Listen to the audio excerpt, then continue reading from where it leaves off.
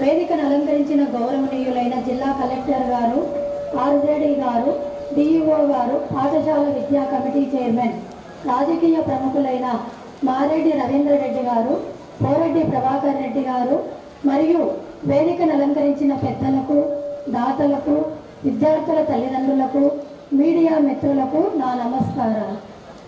మా పాఠశాలను 1932వ సంవత్సరంలో స్థాపించారు. ఆనాడు చుట్టుపక్కల గ్రామాలలో ఉన్నత పాఠశాలలు లేని కారణంగా దాదాపు 20 గ్రామాల నుండి విద్యార్థులు మన పాఠశాలలో విద్యను అభ్యసించడానికి వచ్చేవారు. అప్పట్లో దాదాపు 800 మంది విద్యార్థులు పాఠశాల అరలాడుతూ ఉండేది. ఈ పాఠశాల పూర్వ విద్యార్థులు ఎంతో ఉన్నతంగా ఎదిగి ఉన్నత ఉద్యోగులలో ఉంటూ దేశ విదేశాలలో కూడా స్థిరపడ్డాడని చెప్పడానికి ఈ పాఠశాల పూర్వ విద్యార్థిగా నేనెంతో గర్విస్తున్నాను.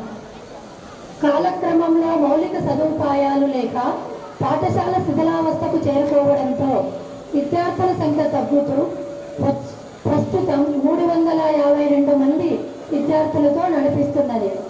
ఇకపోతే గత ప్రభుత్వం ఈ పాఠశాలలో క్రీడా ప్రాంగణంలో కొత్త భవన నిర్మాణం కొరకు నాబార్డు పాడా నిధుల కింద 4,50,00,000 రూపాయలు మంజూరు చేసి పనులను ప్రారంభించింది.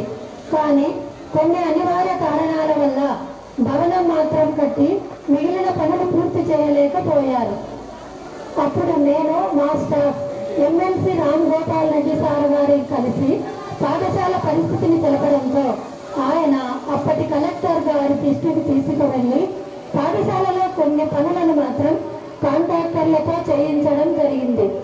అప్పటికీ కూడా పాఠశాల ప్రారంభానికి పూర్తి సౌకర్యాలు లేకపోవడంతో మాజీ ఎమ్మెల్సీ గారైన మారెడ్డి రవీంద్రనాథ్ రెడ్డి గారిని విద్య పట్ల మమకారం కలిగి హిమకుంట్ల పాఠశాలను అద్భుతంగా తీర్చిదిద్దేవారు మరియు మా పాఠశాల పూర్వ విద్యార్థి అయిన మాజీ జెడ్పీటీసీ గారు పోరెడ్డి ప్రభాకర్ రెడ్డి గారిని కలిసి పాఠశాల పరిస్థితిని వారికి వివరించడం జరిగింది.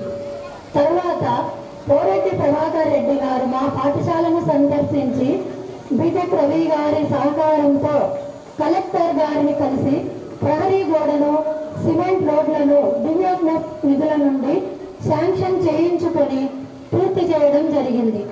తరువాత పాఠశాల పూర్వ విద్యార్థులతో కలిసి ప్రధాన ఉపాధ్యాయుల వారి అధ్యక్షతతో కమిటీ ఏర్పాటు చేసి దాతల సహకారంతో kitchen shed, English lab, science lab, library cum meeting hall, స్టేజిని, సరస్వతీదేవి అమ్మవారి విగ్రహంలో, స్వామి వివేకానంద విగ్రహము, పిల్లల ఆహ్లాదం కోసం గార్డెన్ను, కూరగాయల పెంపకం కోసం కిచెన్ గార్డెన్ను ఏర్పాటు చేయడం జరిగింది. ఇక ప్రముఖంగా ఒక వ్యక్తి గురించి చెప్పుకోవాలి.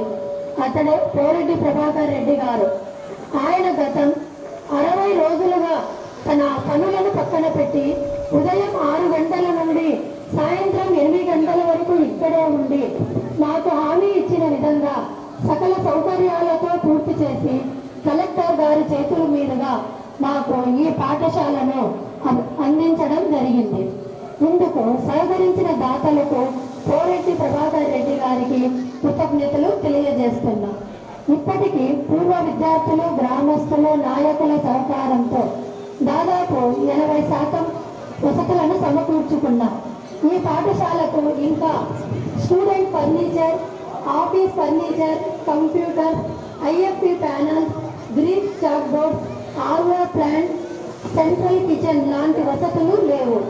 ఈ విషయం మేము గతంలోనే మా రిక్వైర్మెంట్ గురించి ఒక వినతి పత్రం ఇచ్చి ఉన్నాము.